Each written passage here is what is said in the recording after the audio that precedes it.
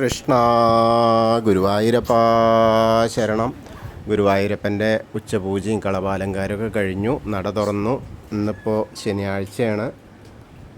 അത്യാവശ്യം നല്ല തിരക്കുണ്ട്. രാവിലെ 8-9 മണി വരെ ഒന്നും വലിയ തിരക്കുണ്ടായിരുന്നില്ല. അതിനുശേഷം തിരക്കായി.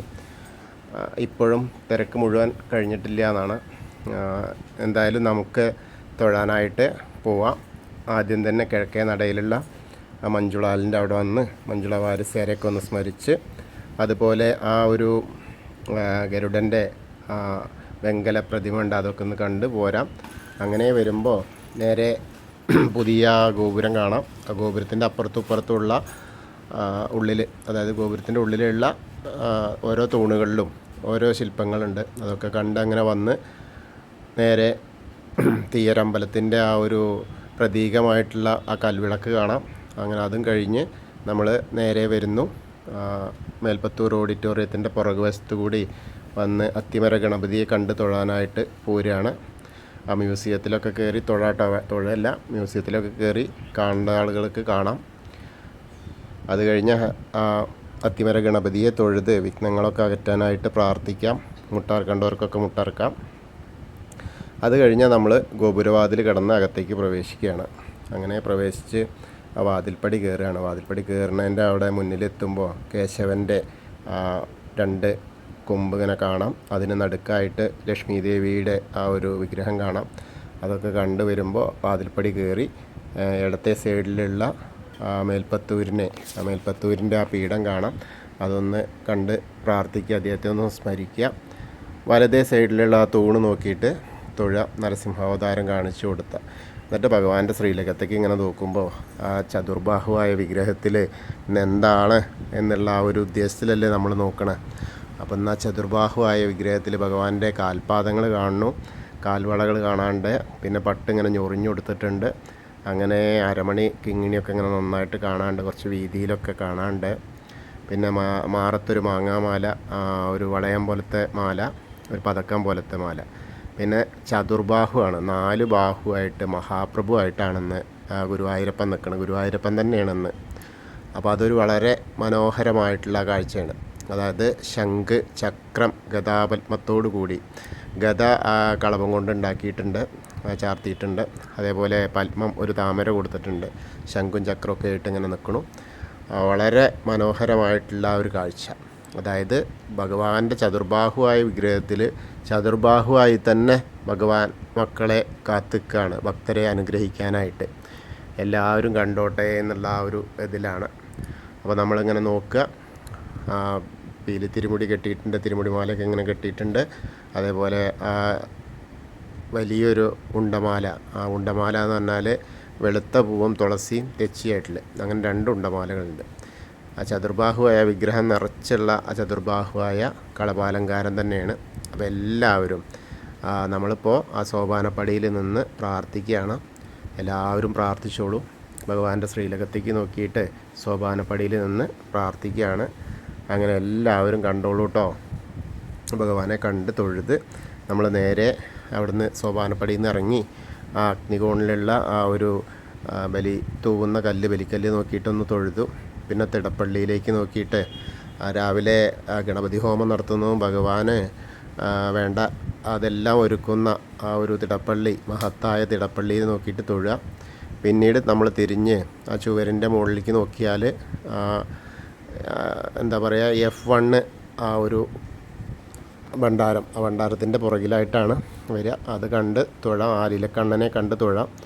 പിന്നീട് സപ്തമാതാക്കളെയൊക്കെ കണ്ട് തൊഴുത് നേരെ നമ്മൾ ഗണേശൻ്റെ അടുത്തേക്ക് വരികയാണ്. ഗണേശൻ്റെ അവിടെ വരുമ്പോൾ നല്ല രസമായിട്ടുള്ള ആ ഒരു കാഴ്ചയാണ്. കളഭം കൊണ്ട് അലങ്കാരമായി വരുന്നേ ഉള്ളൂ, അത്രയ്ക്കില്ല. ചെറുതായിട്ട് ഇങ്ങനെ ആ കണ്ണൊക്കെ ഇങ്ങനെ ആയിട്ടുണ്ട്. പിന്നെ കൊമ്പും തുമ്പിക്കൈയൊക്കെ ആയിട്ടുണ്ട്. പിന്നെ ധാരാളം പൂക്കളുണ്ട്, അർച്ചന പൂക്കൾ ധാരാളമുണ്ട്. അതാണ് കാഴ്ച എല്ലാ അതും. അപ്പോൾ അങ്ങനെ എല്ലാവരും പ്രാർത്ഥിച്ചോളൂ ആ വിഘ്നേശ്വരനെ കേട്ടോ. ഏകദന്തം മഹാകായം തപ്തകാഞ്ചന സന്നിഭം ലംബോദരം വിശാലാക്ഷം വന്ദേഹം ഗണനായകം. അത് കഴിഞ്ഞ് സരസ്വതി അറയിലേക്ക് നോക്കുക. അപ്പോൾ ആ കിടാവിളക്ക് ഇരുന്ന് കത്തണം. സരസ്വതി ദേവിയുടെ ഫോട്ടോയിൽ 3 മാലകളുണ്ട്, വലിയ വലിയ മാലകളാണ്. വെളുത്ത പൂവും തെച്ചിയും തുളസിയൊക്കെ ആയിട്ടുള്ള മാലകൾ, നല്ല രസമായിട്ടുള്ള ആ ഒരു മാലകൾ കാണാനുണ്ട്. അപ്പോൾ എല്ലാവരും പ്രാർത്ഥിച്ചോളൂ കേട്ടോ. സരസ്വതീ നമസ്തുഭ്യം വരദേ കാമരൂപിണി വിദ്യാരംഭം കരിഷ്യാമി സിദ്ധിർഭവതു മേ സദാ. അങ്ങനെ സരസ്വതി ദേവീനെയും കണ്ട് തൊഴുത് നേരെ നമ്മൾ കോർണറിലെത്തിയാൽ ചെറിയ ഗണപതിയെ കാണാം. അവിടെ നിന്ന് ഒരു താമര മുട്ട് വെച്ചിട്ടുണ്ട്, താമര വിരിഞ്ഞ താമര, അങ്ങനെ ആ ഗണപതിയുടെ കൈ കൊടുത്തിട്ടുണ്ട്, അതേമാതിരിയാണ്. അപ്പം തൊട്ട് തലോടി പോരാം. പിന്നെ മത്സ്യം, കൂർമ്മം, വരാഹം, നരസിംഹം വരെയുള്ള രൂപങ്ങളൊക്കെ കാണാം. ഇന്നത്തെ ഉച്ചപൂജ ഉണ്ടായിരുന്നത് മേൽശാന്തി തന്നെയാണ്, കവപ്രമാരാത്ത് അച്യുതൻ നമ്പൂരിപ്പാടാണ്. അതുപോലെ ഇന്നത്തെ കളഭാലങ്കാരം, ചതുർബാഹുവായ ആ വിഗ്രഹത്തിൽ കളഭം കൊണ്ട് അലങ്കരിച്ചത് ഇന്നത്തെ വളരെ മനോഹരമായിട്ടുള്ള ഒരു കാഴ്ചയാണ്. അത് ഭവേഷോദിക്കനാണ്. അദ്ദേഹം അവിടെ ഇരിക്കണു. അദ്ദേഹത്തിൻ്റെ കയ്യിൽ നിന്ന് നമുക്ക് അർച്ചന പ്രസാദമൊക്കെ വാങ്ങാം. അർച്ചന പ്രസാദമൊക്കെ വാങ്ങി പിന്നീട് നമ്മൾ നേരെ വാമന രൂപം കാണാം, ഗജേന്ദ്രമോക്ഷത്തിൻ്റെ രൂപം കാണാം. അതേപോലെ ഗരുഡാരൂഢനായിരിക്കുന്ന മഹാവിഷ്ണുവിനെ കാണാം. നല്ല വണ്ണമുള്ള മാലകളൊക്കെ ചാർത്തിയിട്ടുണ്ട്. അനന്തപത്മനാഭസ്വാമിയെ കാണാനായിട്ട് നമുക്ക് പോയിട്ട് അനന്തപത്മനാഭസ്വാമിയെ കാണാം. എല്ലാവരും നോക്കിക്കോളൂ കേട്ടോ, ധാരാളം മാലകളൊക്കെ ഉണ്ട്. മുല്ലമൊട്ട് മാലകളാണ് ധാരാളമായിട്ടുള്ളത്. പിന്നെ ഒരു താമരമാല കാണാനുണ്ട്. അപ്പം എല്ലാവരും അനന്തശായിയായ അനന്തപത്മനാഭനെ കണ്ടു തൊഴുക. സാഷ്ടാംഗം നമസ്കരിക്കാനായിട്ട് നമ്മൾ ശ്രീകോവിലിൻ്റെ പുറകു വശത്തായിട്ട് ചെന്ന് സാഷ്ടാംഗം നമസ്കരിക്കുക. അതിനുശേഷം നമ്മൾ നേരെ ബാക്കിയുള്ള ദശാവതാര വിഗ്രഹങ്ങളൊക്കെ കാണാം. അങ്ങനെ വരുമ്പോൾ എല്ലാവർക്കും ഓരോ മാലകൾ ചാർത്തിയിട്ടുണ്ട് കേട്ടോ. കണ്ണൻ്റെ അടുത്തൊക്കെ ചെല്ലുമ്പോൾ മാലകളുണ്ട്. പിന്നെ മുരുകൻ്റെ അടുത്ത് ചെല്ലുക, മുരുകനെ കാണാം. അത് കഴിഞ്ഞാൽ ഹനുമാൻ സ്വാമിയുടെ അടുത്ത് ഇന്ന് ഒന്നുമില്ല കേട്ടോ. ഒരു എന്താ പറയുക, ഒരു നുള്ളു കുങ്കുമം എടുക്കണമെങ്കിൽ കൂടി ഇന്ന് വളരെയധികം ബുദ്ധിമുട്ടാണ്. കുങ്കുമൊന്നും ഇല്ലേ, തൊട്ട് തൊലവിടാനുള്ള ഒരു ശേഖരശ ഉണ്ടാവും, അത്രയേ ഉള്ളൂ. അപ്പോൾ എന്തായാലും ഇന്ന് നമുക്ക് പ്രാർത്ഥിക്കാം, ഹനുമാൻ സ്വാമിയിൽ പ്രാർത്ഥിക്കാം കേട്ടോ. ത്വമസ്മിൻ കാര്യനിര്യാഗേ പ്രമാണം ഹരിസത്തമ ഹനുമാൻ യജ്ഞമാസ്തായ ദുഃഖക്ഷയകരോ ഭവ മനോജവം മാരുതതുല്യവേഗം ജിതേന്ദ്രിയം ബുദ്ധിമതാം വരിഷ്ഠം വാദാത്മജം വാനരയൂഥമുഖ്യം ശ്രീരാമദൂതം ശിരസാ നമാമി. ബുദ്ധിർബലം യശോധൈര്യം നിർഭയത്വം അരോഗത അജാഡ്യം വാക്പടുത്തം ഹനുമസ്മരണാത് ഭവേത്. ഓം നമോ ഭഗവതേ ആഞ്ജനേയായ മഹാബലായ സ്വാഹ. അങ്ങനെ ഹനുമാൻ സ്വാമിയെ പ്രാർത്ഥിച്ച് അവിടുന്ന് നമ്മൾ നേരെ ആ രാധാകൃഷ്ണ വിഗ്രഹമൊക്കെ കണ്ട് തൊഴുത് ഓവിൻ്റെ അവിടെ വന്ന് പ്രാർത്ഥിക്കുക. അതിനുശേഷം കുറച്ച് പടിഞ്ഞാട്ടുള്ള ആ ചുമരിലേക്ക് നോക്കിയാൽ നമ്മുടെ താമരക്കണ്ണൻ ആ താമരയിലിരിക്കുന്ന, അതായത് കൽപ്പകവൃക്ഷത്തിൻ്റെ ചുവട്ടിലിരുന്ന് ഉള്ള ആ ഒരു താമരക്കണ്ണൻ്റെ ആ രൂപം കാണാം. അവിടെ നിന്ന് തൊഴുക. എല്ലാ സങ്കടങ്ങളും, അതായത് സാമ്പത്തിക അഭിവൃദ്ധിക്ക് വേണ്ടിയിട്ട് തൊഴാൻ പറ്റുന്ന സ്ഥലമാണ് ആ താമരക്കണ്ണൻ. കാരണം എന്താ വെച്ചാൽ കൽപ്പകവൃക്ഷത്തിൻ്റെ ചുവട്ടിലാണ്. കൽപ്പകവൃക്ഷം എന്ന് പറഞ്ഞാൽ സ്വർണം, രത്നം, വൈഡൂര്യം അതൊക്കെ ഉള്ള, അതായത് മറ്റ് വൃക്ഷങ്ങളിലൊക്കെ സാധാരണ ഫലങ്ങളും ഇതൊക്കെ ഉണ്ടാവുക, പക്ഷേ കൽപ്പകവൃക്ഷത്തിൽ അമൂല്യ രത്നങ്ങളും മറ്റു കാര്യങ്ങളൊക്കെയാണ്. അപ്പോൾ അതിലുള്ള ആ ഒരു താമരക്കണ്ണനെ ഉദ്ദേശിച്ച് അവിടെ പ്രാർത്ഥിക്കുക. അതിനുശേഷം നേരെ നമ്മൾ വന്നിട്ട്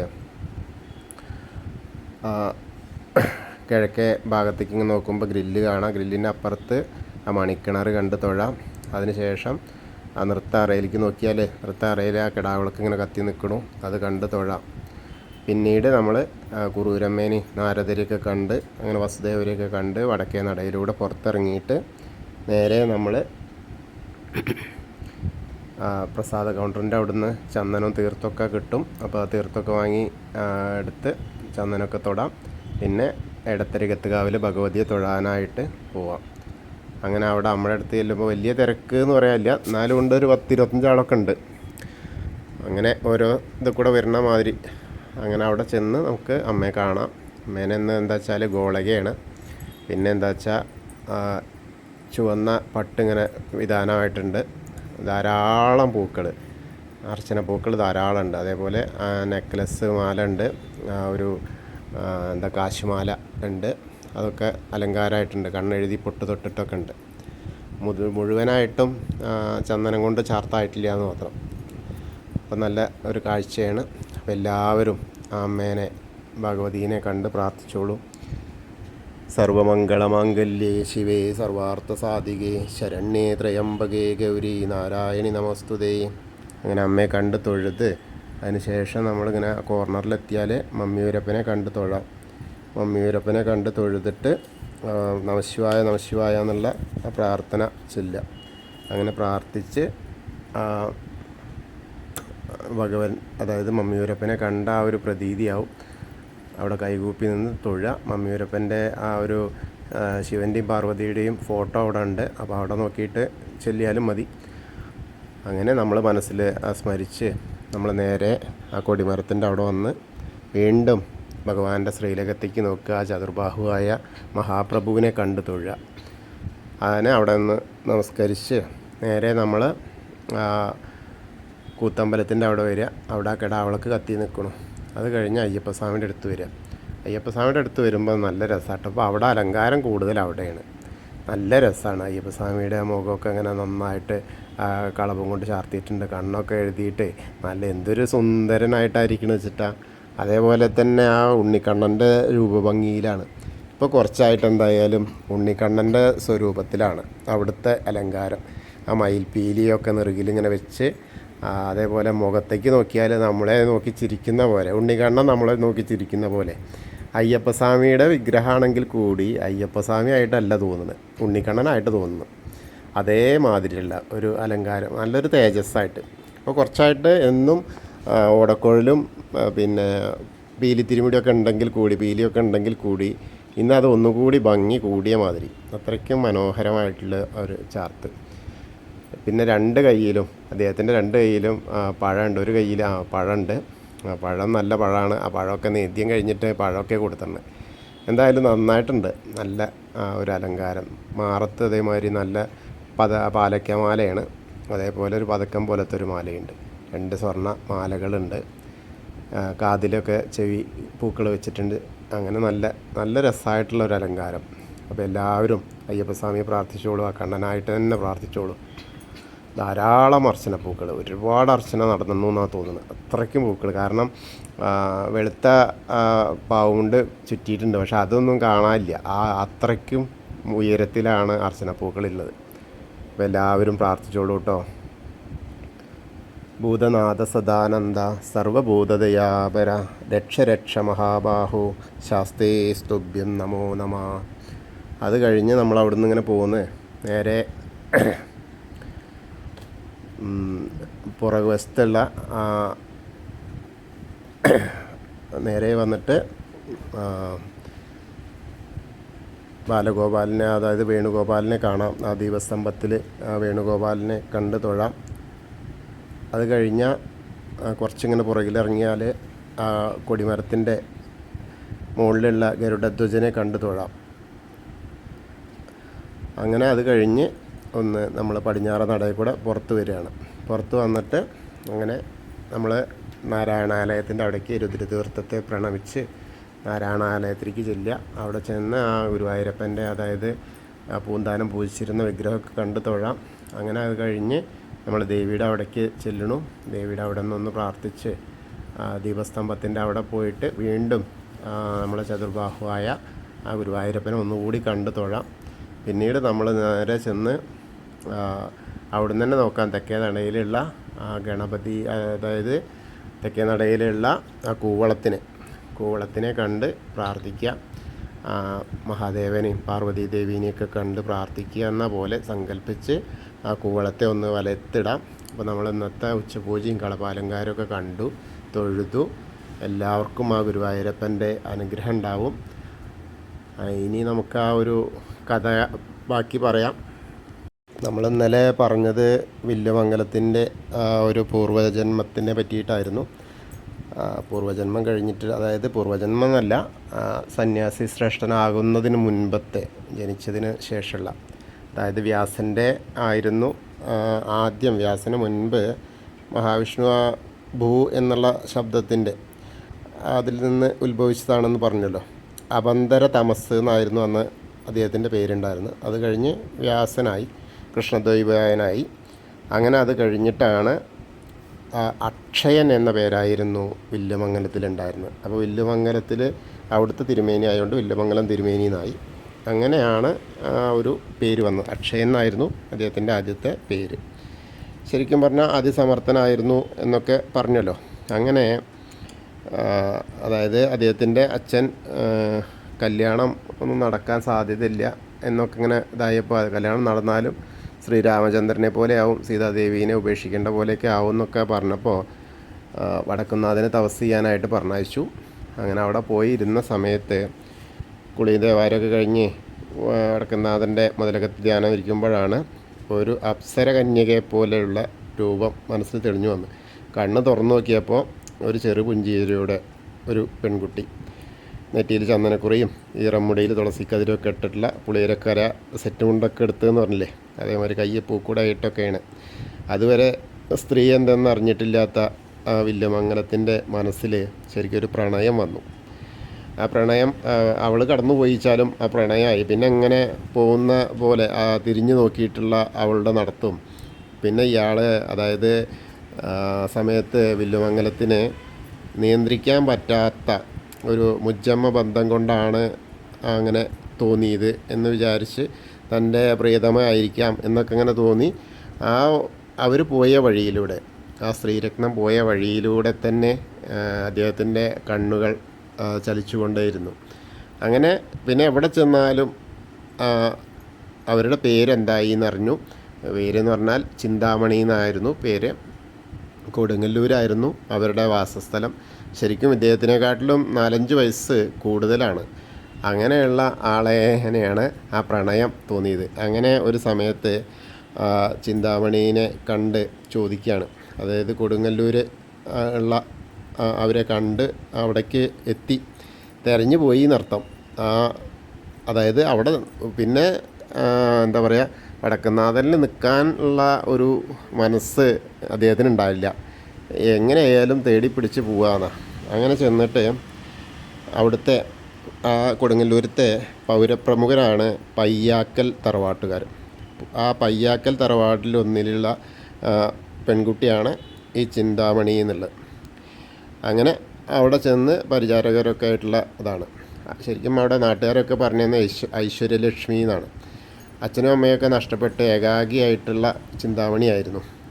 അപ്പോൾ ആ വില്ലുമംഗലത്തിൻ്റെ യാത്ര ഏറെ ബുദ്ധിമുട്ടിയിട്ടാണെങ്കിലും അവിടെ എത്തിച്ചേർന്നു. അങ്ങനെ എത്തിച്ചേർന്ന സമയത്ത് എന്താ പറയുക, ഒരു മനസ്സുഖം ഉണ്ടായി എന്നല്ലേ. അങ്ങനെ ചിന്താമണി അദ്ദേഹത്തെ ഉപചാരപൂർവ്വം സ്വീകരിച്ചിരുത്തി. അപ്പോൾ വീട് കണ്ടുപിടിക്കാനായിട്ടുള്ള അനുവദിച്ച് തീർത്ത കഷ്ടപ്പാടുകളൊക്കെ വില്ലുമംഗലം ചിന്താമണിയോട് പറഞ്ഞു. എല്ലാം കേട്ട് കഴിഞ്ഞപ്പോൾ ശ്രേഷ്ഠ ബ്രാഹ്മണരോടുള്ള ഭയഭക്തി ബഹുമാനങ്ങളോടെ ചിന്താമണി പറഞ്ഞു, ബ്രാഹ്മണോത്തമനായ അങ്ങ് ഒരു സൽക്കർമ്മം ചെയ്തുകൊണ്ടിരിക്കെ ഇത്തരം നിന്ദ്യമായ ഒരു കാര്യത്തിലേക്ക് ഇറങ്ങി തിരിച്ചതിൽ എനിക്ക് കുണ്ഠിതം തോന്നുകയാണ്. അങ്ങിപ്പോൾ വികാരങ്ങൾക്ക് അടിമപ്പെട്ടിരിക്കുന്നു. രതിസുഖത്തിന് വേണ്ടിയിട്ട് ദൈവപ്രസാദത്തെ ഇല്ലാതാക്കണോ? അപ്പോൾ ലോകം പഴിക്കില്ലേ എന്ന് ചോദിച്ചു. ഉത്കൃഷ്ട ബ്രാഹ്മണനായ അങ്ങ് എന്താണ് ഇത്രയും തരനാളെന്ന് ചിന്തിച്ചു പോകുന്നത്? അപ്പോൾ എന്താ വില്ലുമംഗലം പറഞ്ഞു, ഒരു പെൺകുട്ടിയെ എനിക്ക് കണ്ടു, ഇഷ്ടപ്പെട്ടു, അതിൽ തെറ്റുണ്ടോ? അല്ല, അത് തെറ്റൊന്നുമില്ല. ഞാൻ പറയണത് അങ്ങേ സാധാരണ മനുഷ്യനല്ല, അങ്ങേ നോക്കുമ്പോൾ ഒരു പ്രഭാവലയം ഉള്ള അതുപോലെ ശിരസിന് ചുറ്റുണ്ട് എന്നൊക്കെ എനിക്ക് തോന്നുന്നു. അതെന്തോ ആയിക്കോട്ടെ, എനിക്ക് തന്നെ കണ്ടപ്പോൾ പൂർവ്വജന്മബന്ധം കൊണ്ടാവാം വല്ലാത്തൊരടുപ്പം, അതുകൊണ്ടാണ് എനിക്ക് തന്നെ വേണമെന്ന് ഉള്ള ആ ഒരു പറച്ചിൽ സ്വാമിയാർ പറഞ്ഞു. സ്വാമിയാർ പിന്നെയും വിഷയത്തിലേക്ക് ഇങ്ങനെ വരാൻ വേണ്ടിയിട്ട് അങ്ങനെ ഇതായപ്പോൾ അപ്പോൾ പറയാണ്, അല്ലയോ ബ്രാഹ്മണ ശ്രേഷ്ഠ, ഈ നിമിഷം മുതൽ ഞാൻ അങ്ങയ്ക്ക് കടപ്പെട്ടിരിക്കുന്നു. അങ്ങിപ്പോൾ തിരിച്ചു പോകണം. ഇന്നേക്ക് 8-ാം നാൾ രാത്രിയിൽ അങ്ങയുടെ വരവിന് വേണ്ടി കാത്തിരിക്കും. എന്താ ചിന്താമണി ഈ പറയണേ? എനിക്ക് നിന്നെ കാണാതെ അത് സാരില്ല സ്വാമി, എന്തായാലും നമുക്ക് കാണാം. 8-ാമത്തെ ദിവസം നമ്മൾ എന്തായാലും കാണും. എന്നെ വിശ്വാസമില്ലേ ചോദിച്ചു. വിശ്വാസമൊക്കെ ഉണ്ട്, വിശ്വാസമില്ലാത്ത പ്രശ്നമൊന്നുമില്ല.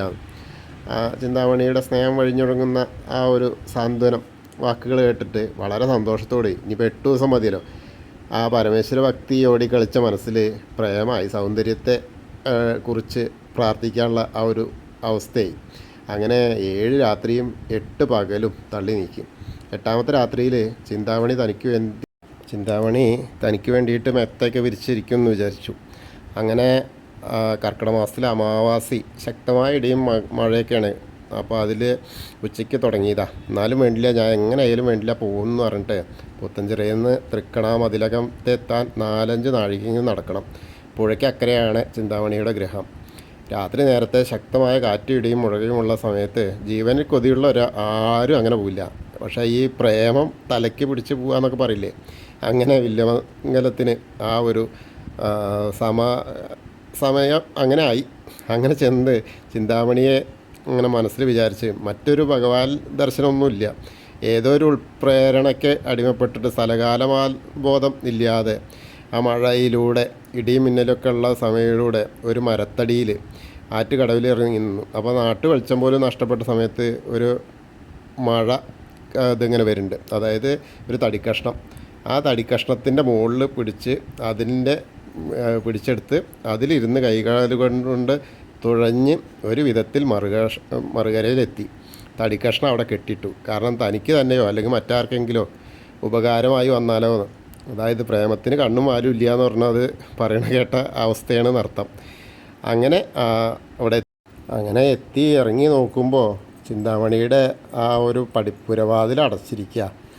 എന്താ അപ്പം ഇതിങ്ങനെ തന്നോട് വരാൻ പറഞ്ഞിട്ട് വാതിലൊക്കെ അടച്ചിരിക്കണേ എന്നുള്ള പരീക്ഷയ്ക്കാണോ എന്നുള്ളൊരു സംശയത്തിൽ അങ്ങനെ ഇരുന്നു. അങ്ങനെ പരീക്ഷിക്കൊന്നാവില്ല, ചിന്താമണിയുടെ പവിത്രമായ സ്നേഹത്തിൻ്റെ ശക്തി തൻ്റെ ഹൃദയത്തെ തട്ടറിയുന്നുണ്ട് എന്ന് പറഞ്ഞു. അങ്ങനെ ചെന്നിരിക്കുകയാണ്. എന്തായാലും ബാക്കി ഇന്ന് തൽക്കാലം വില്യമംഗലം അവിടെ നിൽക്കട്ടെ കേട്ടോ, ഇല്ലെങ്കിൽ ഇതിന് വല്ലാതെ നീളം കൂടും. നമുക്ക് നാളത്തെ ഉച്ചപൂജയിൽ ബാക്കി പറയാം. അപ്പോൾ എല്ലാവർക്കും ആ ഗുരുവായൂരപ്പൻ്റെ ആ ഒരു അനുഗ്രഹം ലഭിക്കട്ടെ. കൃഷ്ണായ വാസുദേവായ ഹരയേ പരമാത്മനെ പ്രണതക്ലേശനാശായ ഗോവിന്ദായ നമോ നമഃ. ഹരേ കൃഷ്ണ. ഗുരുവായൂരപ്പാ ശരണം.